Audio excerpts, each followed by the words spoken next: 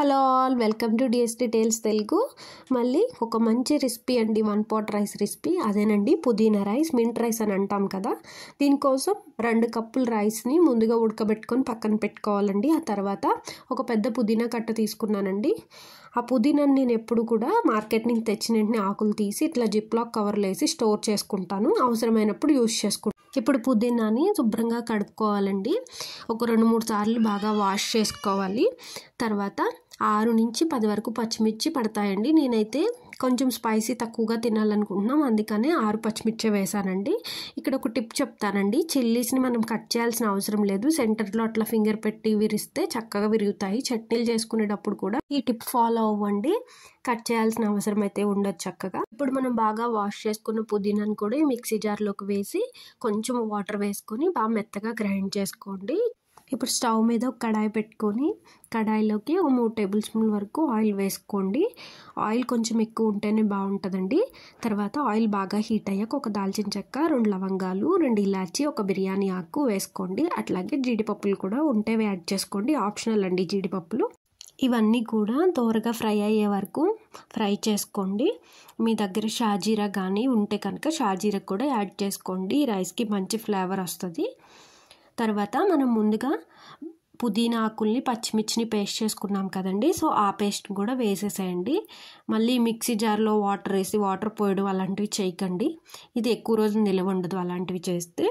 మీ దగ్గర ఫ్రెష్ కరివేపాకు ఉంటే కనుక కరివేపాకు యాడ్ చేసుకోండి. కరివేపాకు వల్ల ఈ రైస్కి చాలా మంచి అరోమా వస్తుందండి. తర్వాత అల్లం వెల్లుల్లి పేస్ట్ 1 టేబుల్ స్పూన్ యాడ్ చేసుకోండి. మీ దగ్గర అవైలబుల్గా అల్లం వెల్లుల్లి పేస్ట్ లేకపోతే కనుక ఈ పుదీనా పచ్చిమిర్చి మనం పేస్ట్ చేస్తున్నప్పుడే 1 ఇంచ్ అల్లం ముక్క, 2 వెల్లుల్లి వేసి గ్రైండ్ చేసేసుకొని అది యాడ్ చేసుకోవచ్చు డైరెక్ట్గా. తర్వాత కొద్దిగా రుచికి సరిపడినంత ఉప్పు, కొద్దిగా పసుపు వేసానండి. ఇట్లా మొత్తం ఇదంతా కూడా వాటర్ అంతా ఎవాపరేట్ అయిపోయి ఆయిల్ సపరేట్ అయ్యేదాకా కూడా బాగా ఫ్రై అవ్వాలి.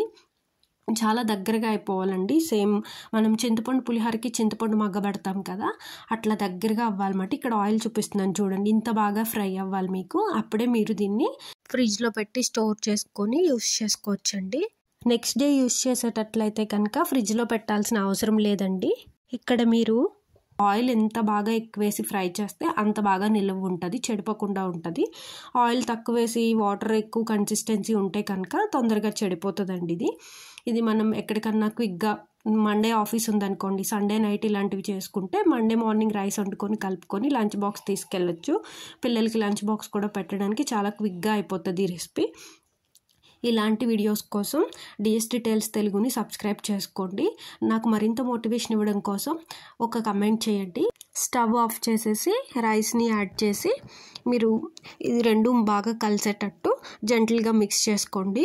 ఇది లంచ్ బాక్స్లో కానీ క్విక్గా డిన్నర్ రెసిపీలకు కానీ లేదా దగ్గు జలుబు ఉన్నప్పుడు మనకి నోటికి ఏం తినాలనిపించదు కదా, అలాంటప్పుడు కానీ ఈ మంచి ఫ్లేవర్ఫుల్గా ఉన్నటువంటి పుదీనా రైస్ని కనుక తింటే చాలా కమ్మగా ఉంటుందండి. కావాలంటే ఒకసారి ట్రై చేయండి. మీ అందరికీ కూడా ఈ వీడియో నచ్చిందని ఆశిస్తున్నానండి. Thanks for watching. Please subscribe. Bye bye.